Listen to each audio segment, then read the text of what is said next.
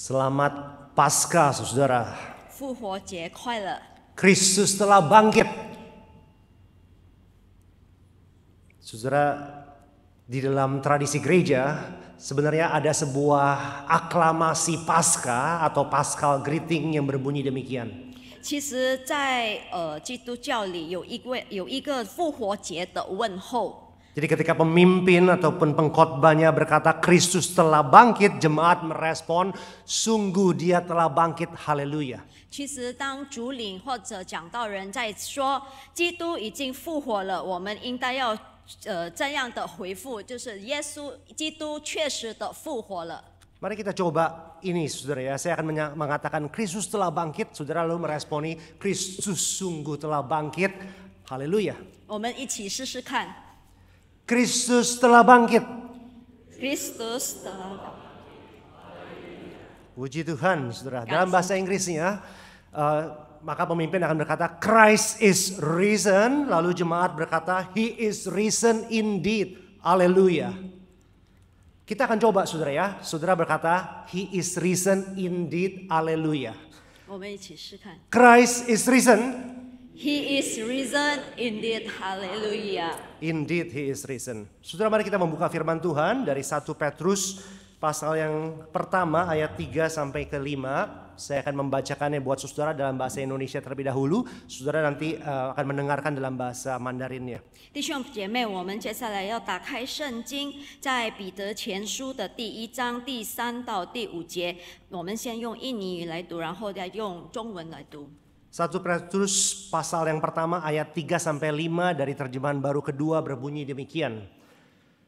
Terpujilah Allah dan Bapa Tuhan kita Yesus Kristus, yang karena rahmat-Nya yang besar telah membuat kita lahir kembali melalui kebangkitan Yesus Kristus dari antara orang mati kepada hidup yang penuh pengharapan, untuk menerima warisan yang tidak dapat binasa, yang tidak dapat cemar dan tidak dapat layu, yang tersimpan di surga bagi kamu, yang dipelihara dalam kekuatan Allah melalui imanmu untuk keselamatan yang telah siap dinyatakan pada zaman akhir. 愿颂赞归于我们主耶稣基督的父神，他曾照自己的怜悯，借耶稣基督从死里复活，重生了我们，叫我们有活泼的盼望，可以得着不能朽坏、不能玷污、不能衰残，为你们存留在天上的基业。你们这因信蒙神能力保守的人，必能得着所预备到末世要显现的救恩。 Sedemikian jauh pembacaan firman Tuhan, saudara. Saudara, khotbah di kebaktian 1 ini akan berbeda dengan khotbah di kebaktian 2 nanti, saudara. 第一堂会的正道与以后的第二堂会的正道有些不同。 Di kebaktian pertama saya akan mengeksposisi ayat-ayat dari firman Tuhan ini dengan lebih dekat. 我在这第一堂会把这圣经节的审查的比较深。 Sedangkan di kebaktian 2 nanti kita juga akan merenungkan teks tentang Minggu Paskah dari Injil disambung bersamaan dengan teks dari 1 Petrus 3 ini. 然后第二堂会我们会将复活节的这些经文来探讨。 Saudara, di tanggal 19 Juli tahun 64 Masehi terjadi suatu peristiwa yang bersejarah. 弟兄姐妹，在7月份19号，公元64年，有发生了一个灾难。 Waktu itu kota Roma yang menjadi pusat pemerintahan orang-orang Romawi itu terbakar dengan hebat. 那时候，罗马城发生了很大的火灾。 Ini peristiwa yang tidak dicatat dalam Alkitab, tetapi saudara bisa cari dalam sejarah. 这火灾、这事故没有记载在圣经里，但是我们可以查到。 Kota Roma pernah kebakaran beberapa kali, tapi ini adalah kebakaran terhebat dalam sejarah. 罗马城有几次发生了火灾，但是这次的火灾是最大的火灾。 Kebakaran ini berlangsung 6 hari lamanya, bahkan setelah hari ke-6 setelah mati, tetapi kemudian bangkit lagi 3 hari lagi. 这火灾继续的发生了6天，然后灭了，然后再发生3天的火灾。 10 dari 14 distrik kota Roma itu terbakar habis. 有10个市区在罗马城被烧灭了。Banyak korban jiwa, tidak sedikit juga material tentu saja, dan banyak orang yang melarikan diri dari Roma. 当然有很多人死亡，然后也损坏了所有的建筑物。 Kaisar Nero yang waktu itu memerintah itu menyalahkan orang Kristen karena kebakaran ini. 当时尼禄帝王他把他这些责任推给了基督徒。 Itu sebabnya setelah kebakaran ini, Kaisar Nero itu melakukan penyiksaan dan penganiayaan yang hebat sekali dalam sejarah kekristenan kepada orang-orang Kristen. 从而就基督徒经历了大逼迫。 Mereka itu orang-orang Romawi itu dipenggal kepalanya. Orang-orang Romawi yang Kristen dipenggal kepalanya. 那些基督徒他们有的被砍头， Yang bukan warga negara Romawi itu dilemparkan ke tempat gladiator bertarung dan mereka dibunuh di sana. 不是罗马人的，他们就把他们投入到竞技场里，给那些野兽撕咬。 Sebagian dibunuh oleh para gladiator, tapi lebih sering mereka dicabik-cabik oleh binatang-binatang buas. 有的是在那里剧场里被杀掉，但是很时常的是给那些野兽撕咬。 Yang lain itu disalib dan sebagian lagi dibakar hidup-hidup. 其他的有的被钉在十字架，有的也有活活的被烧死。 Saudara, surat 1 Petrus ini itu ditulis sekitar tahun 64 Masehi itu. 弟兄姐妹，这彼得前书是在64公元里写的。 Dan walaupun kita tidak tahu pasti, tetapi nampaknya surat ini juga ditulis setelah kebakaran hebat di Roma itu. 但很有可能这书信也是在这罗马大火灾之后写的。 Karena tema penderitaan itu sangat kental dalam surat ini, saudara. 因为那大逼迫在这书信里写得很清楚。 Kata suffering itu ditemukan sekitar 17 kali dalam surat yang pendek ini.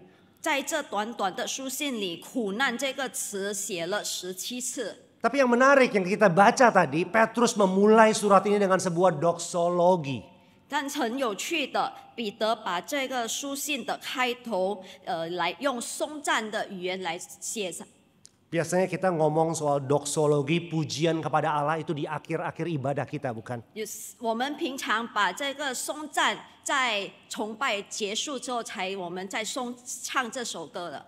Tapi Petrus memulai suratnya dengan mengatakan terpujilah Allah dan Bapa Tuhan kita Yesus Kristus. 但是彼得把这信的开头写作“愿颂赞归于我们主耶稣基督的父神”。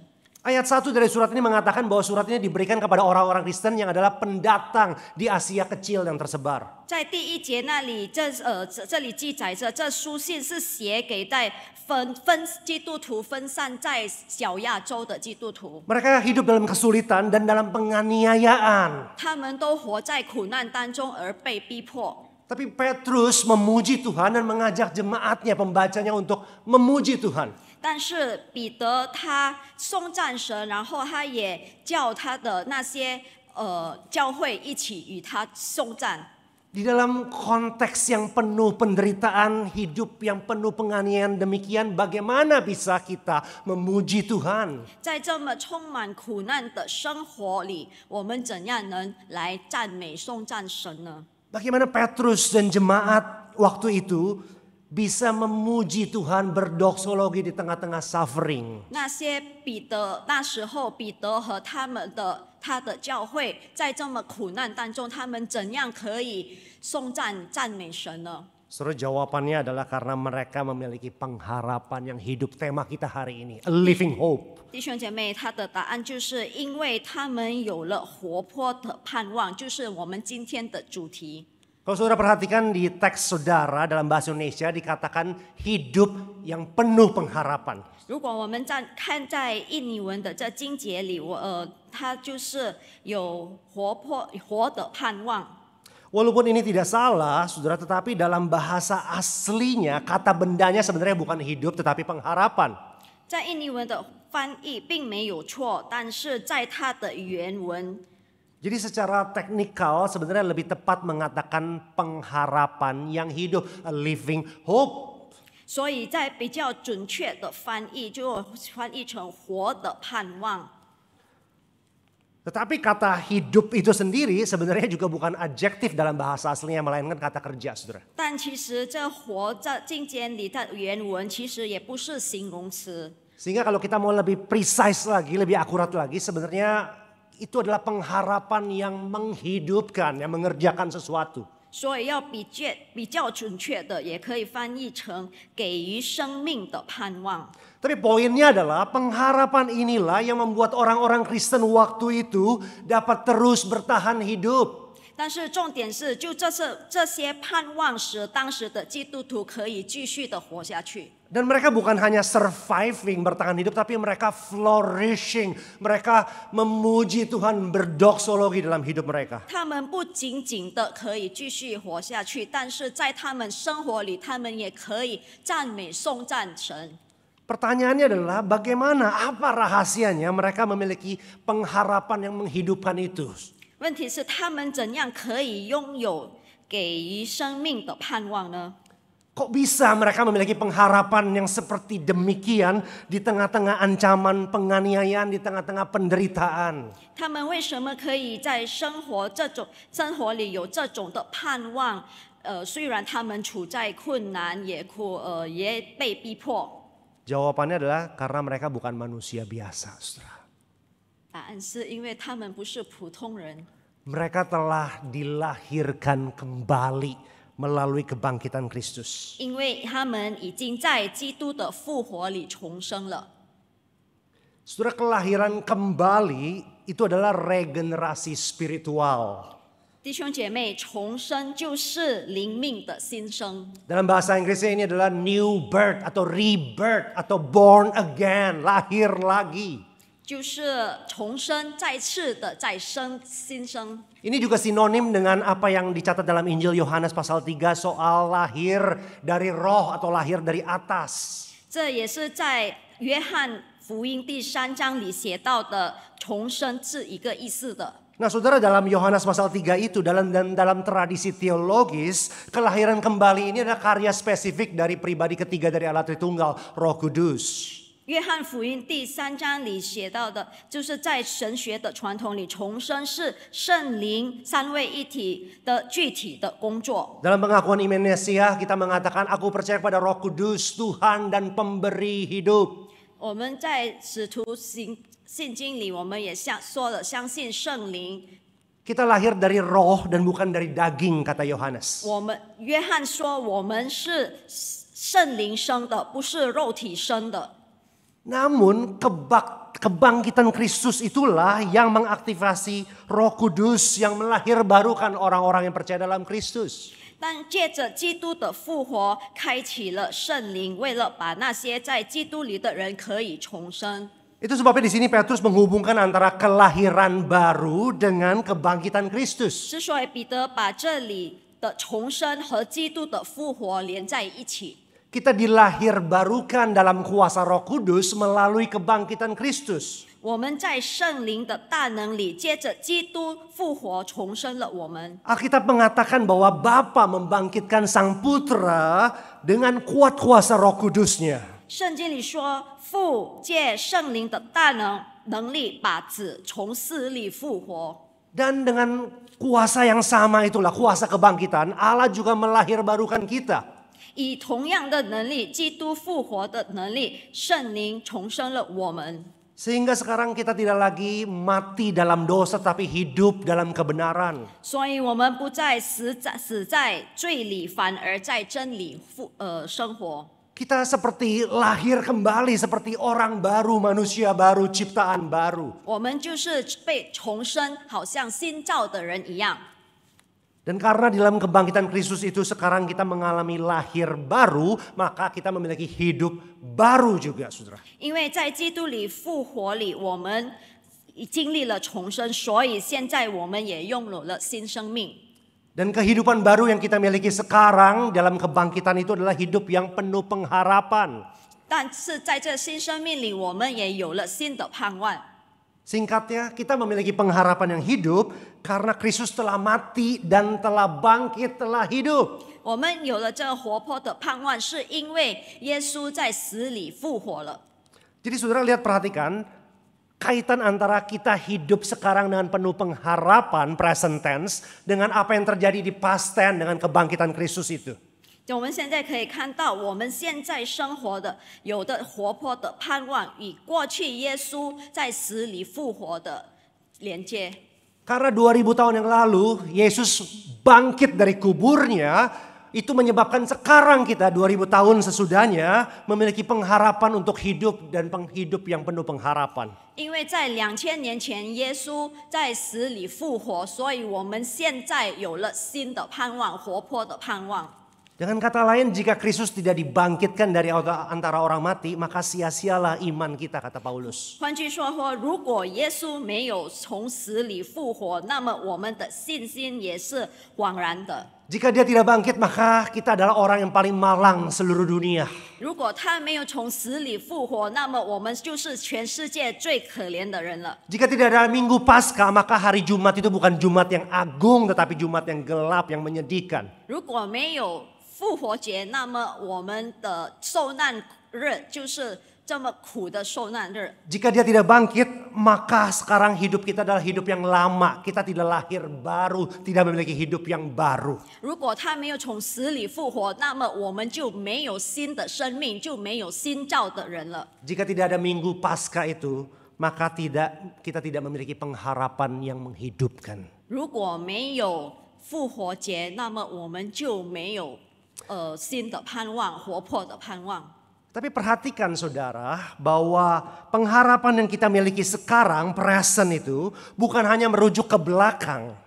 我们要看现在我们具有活泼的盼望，不仅仅是指过去的。 Kita hidup penuh pengharapan bukan karena sekedar Kristus telah bangkit, tetapi juga merujuk ke depan, saudara. 我们有活泼的盼望，不仅仅是耶稣已经从死里复活过去的，但是未来。 Ayat 4 mengatakan kita dilahir barukan dengan kuasa kebangkitan Kristus untuk menerima warisan surgawi. 我们在第4节可以看到，耶稣基督在死里复活，也为我们存留在天上的基业。 Dan warisan surgawi ini tidak seperti warisan atau harta duniawi, saudara. 这天上的基业就跟我们地上的基业不一样了。 Harta duniawi entah saudara simpen di bawah kolong ranjang saudara ataupun di bank. 地上的基业，我们可能把它存留在我们的家里或者在银行。 Harta itu dapat dicuri orang. 我们的财产可以被偷掉， Akses untuk hal itu saudara dapat ditolak, saudara. 我们也可能会被拒绝。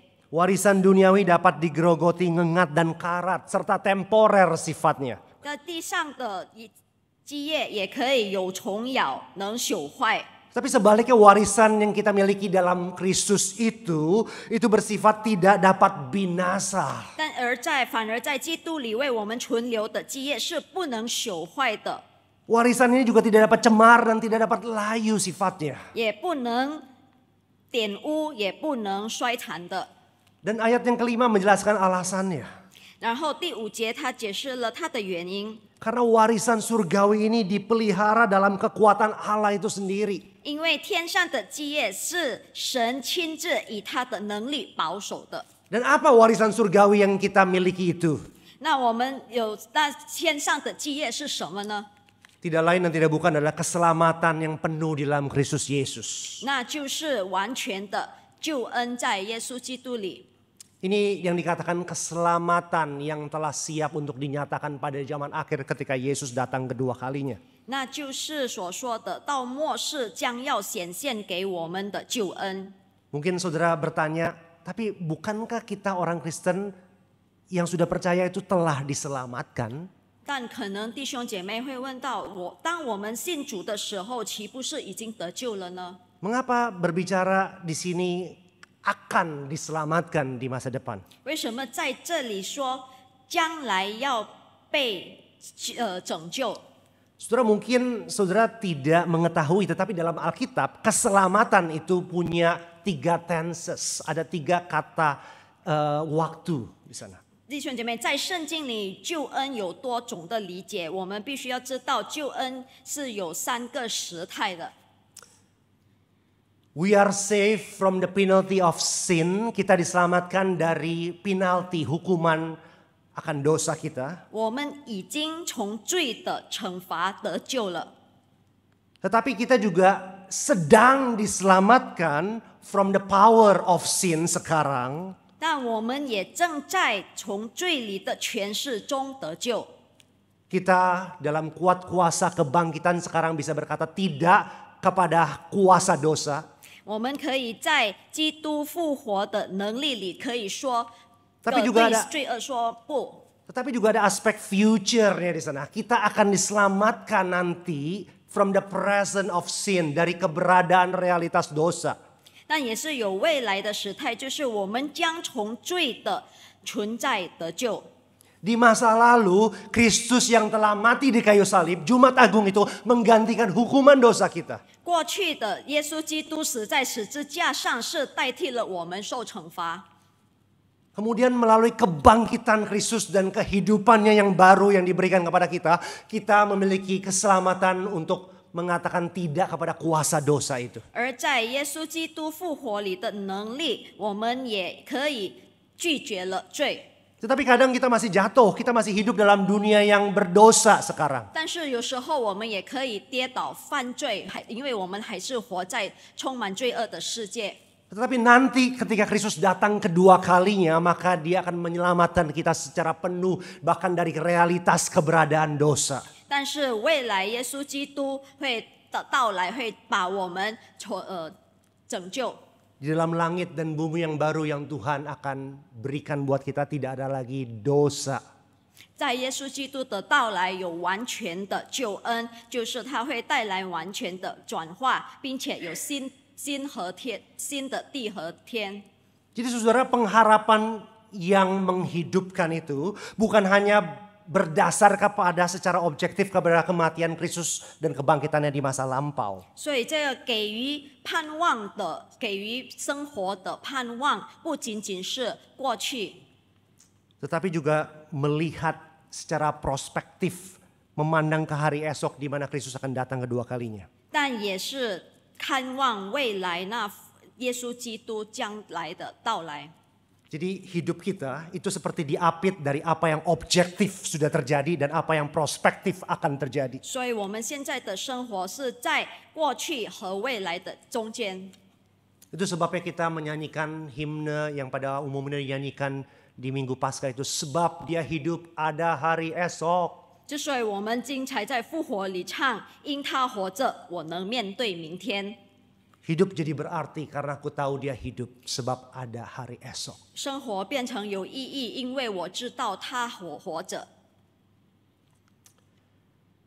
Saudara, di zaman medieval, zaman abad pertengahan, ada sebuah kisah tentang 2 orang wanita yang dipenjarakan.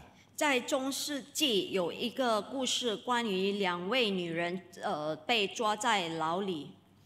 2 orang ini dimasukkan menjadi tahanan oleh seorang raja yang lalim dan yang kejam. 他们被残忍的王抓到监狱里。 Penjara atau dungeon itu merupakan sebuah tempat yang sangat mengerikan dan kelam. 那监牢是有多么恐怖的地方？ Karena bukan hanya tempatnya itu begitu gelap dan kotor, tetapi juga tahanannya akan disiksa setiap harinya. 因为不仅仅是黑暗肮脏的地方，但是那些囚犯每一天都被逼迫。 Kedua wanita ini diminta untuk bekerja rodi, kerja paksa setiap harinya dan bahkan dilecehkan juga. 这2位女人每一天都被强迫、被骚扰。 Singkatnya, mereka dipreteli dignity sebagai human being, sebagai manusianya. 简单的说，他们作为人的尊严已经被剥夺了。 Namun yang lebih menyesakan daripada semua siksaan itu adalah karena penjara dari raja ini itu terkenal tidak pernah ada orang yang keluar daripadanya. 但是最可悲的就是这个监牢从未没有人可以活着出去。Dengan kata lain, belum pernah ada tahanan yang keluar hidup-hidup dari penjara si raja yang kejam ini. 换句话说，没有一个坐牢的那个人可以活活的出监狱。 Ya, saudara, kedua wanita ini sama-sama menderita, terluka harga diri mereka, dan mereka mengutuki algojo penyiksa mereka dan menangis setiap malamnya. 这两位女人，她们都一起的痛苦，她们的尊严也被伤害了，她们都一直的在诅咒那些逼迫她们的人。 Kedua wanita ini bertahan hidup bertahun-tahun di penjara yang keji dan kelam itu. 这两位女人很多年在那恐怖的监狱里生存了。 Namun suatu kali ada seorang tahanan baru yang masuk ke sana dan memberikan kabar kepada kedua wanita itu tentang dunia di luar penjara. 有一天，有一个新来的囚犯进了牢里，然后告诉他们他外面的消息。 Dan tidak lama sesudah itu, wanita yang pertama itu menjadi lebih murung daripada biasanya. 后来不久，第一个女士她变得郁闷， Dia hidup masih, tetapi seperti sudah mati dalam dirinya. 她还是活着，但是她没有精神的活下去了。 Dan dalam hitungan minggu setelah itu, dia jatuh sakit dan kemudian meninggal sendirian di selnya. 然后几个星期后，她病倒死在监狱里。 Kabar yang didengarnya ialah bahwa suaminya juga dijebloskan ke penjara di sisi pria dan sekarang sudah meninggal karena disiksa. 她听到的消息就是她的丈夫也已经在坐牢了，而且也被逼迫而死了。 Kabar yang didengar adalah tidak ada lagi yang tersisa dari keluarga wanita ini dan bahkan dari saudara-saudara dan kampung halamannya. 然后她在外界也没有剩下什么家人了。 Wanita yang kedua itu tetap menderita. 第二个女士，她仍然的还在痛苦， Namun dia terus bertahan hidup. 但她一直的坚持的活下去。 Bahkan dia mulai belajar bernyanyi dan kemudian mulai menyemangati tahanan-tahanan di samping-sampingnya. 甚至她开始学习唱歌，鼓励她周围的人。 Kabar yang dia terima ialah sepenggal kertas dari suaminya yang berkata, 她接到的消息就是她丈夫给了她一张纸条。 Saya tidak tahu bagaimana saya akan melakukannya, tapi saya berjanji saya akan mengeluarkan kamu dari sana. Kami, anak-anakmu dan aku menunggumu dan mengasihimu. 但是纸条里说到，我不知道应该怎么做，但是我会把你救出来。我答应你，我和你的儿女们都爱你。 Saudara, apa yang membedakan kedua wanita ini, saudara? 弟兄姐妹，这两位女士有什么区别呢？ Satu kata itu adalah hope, pengharapan. 一句话就是盼望。 Hope is a powerful thing. Pengharapan adalah suatu kekuatan, suatu hal yang sangat powerful, kuat sekali. 盼望是力量， Pengharapan itu membuat seseorang terus bertahan hidup, menjadi lebih hidup. 盼望使他们可以继续的生活生存下去。 Pengharapan di dalam Kristus itu menghidupkan hidup kita. 在基督里的盼望是给予生命的。 Nah, saudara, kita semua adalah wanita-wanita di dalam penjara yang terkenal, tidak pernah ada orang yang keluar dari dalamnya. 弟兄姐妹，我们就是在那个监狱里的囚犯。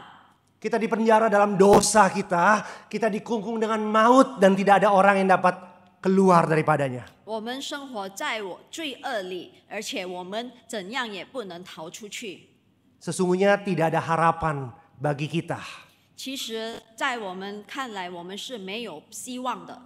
Tetapi Kristus adalah sang mempelai pria dari gerejanya. 但是，基督是新郎，教会的新郎。 Dan dia telah keluar dari penjara kematian itu dan mengalahkan dosa dan si jahat lewat kebangkitannya. 但已经从死亡的监狱里出来了，并打败了罪恶和恶魔。